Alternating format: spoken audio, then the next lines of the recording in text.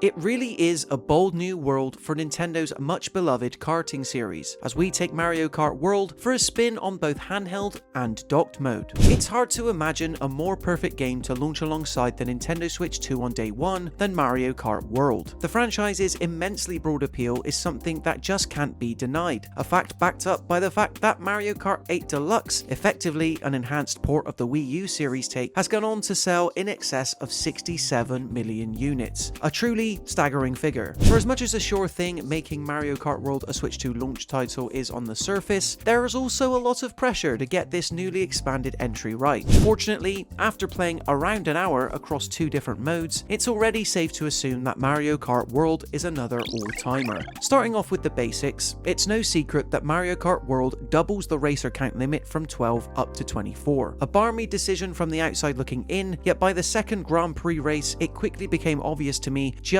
how much Nintendo has managed to account for this ensuing madness. All of the new tracks I raced on were bigger and no longer limited to the traditional 3-lap structure from before, with getting from the back of the pack all the way to first place now being an endeavour I had to try and complete in 4, sometimes 5 laps. And even with a handful of new power-ups, the ability to grind on rails, and the oh so satisfying drift, doing so felt like a thrilling challenge. Contributing to all this familiar karting chaos is the return of several deployable items, of course, most infamously bombs, banana peels, and yes, blue shells. Suddenly, running into any one of these progress-halting obstacles feels more cataclysmic than it ever did in any prior Mario Kart entry, since clawing your way back to the top 10 racers from 23rd position is a far tougher and more tedious prospect. Obviously, Mario Kart World will bring back the option to play the same tracks across different CC tiers, which should offset this difficulty somewhat, but for veteran Mario Kart players, having more people on the track ups each race's already unpredictable nature by quite a large degree. Yet for now, from what I played,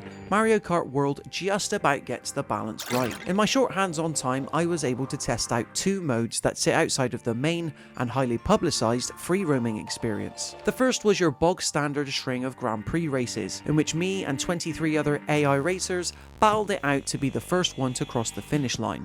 So far, so standard. However, offering up a slight twist on this format is Mario Kart World's all-new knockout mode, which is exactly as brutal as it sounds. The idea is that you must be fast enough so as to not fall behind, staying enough in the front that you make it into the final 16, then 12, then 8, and then finally 4. If this sounds like Battle Royale by way of Mario Kart, that's because it is, and it made for an enjoyably intense racing experience. We've also got the handful of never-before-seen items that make their debut in Mario Kart World, and easily my favourite so far is the question mark block, which sees your racer gain a litany of coins by hopping up off the road in your car as many times as possible before it disappears. It's definitely a better means to up your acceleration speed than merely collecting coins on the track one at a time. Then there's the new ice flower, which is just as frustrating to be on the end of as it sounds, freezing anyone on the receiving end of it after it's thrown. I wouldn't say that any of the items, either new or returning, are outright game-changing to the core Mario Kart formula, but plenty still work well to offer up a few unique twists. Finally, I'd be remiss not to mention just how beautiful Mario Kart World looks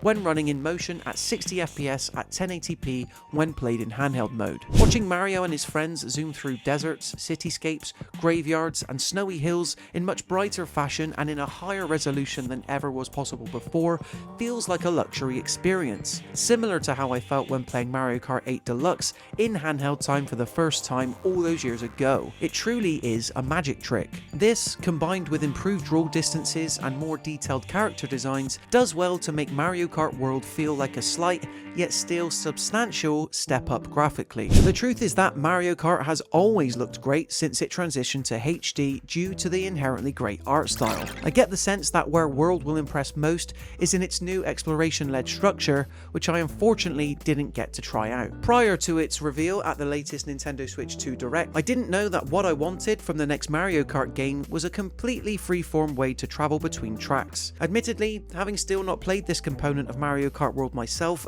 maybe I don't, but in theory it seems like a natural evolution of where the series should go next, and I've already played enough of the core karting gameplay to know that the increased scope of 24 racers per track and the addition of knockout mode brings an extra layer of challenge while further contributing to the innate chaos I both hate and love, but mostly love. After an hour of solid playtime, I can't wait for Mario Kart World to swiftly take over mine on launch day and beyond. Do you agree with our thoughts? Be sure to let us know in the comment section below. Then why not subscribe to the Mirror Gaming YouTube channel to stay up to date with even more videos like this. Until next time, thank you so much for watching, and I'll see you in the next one.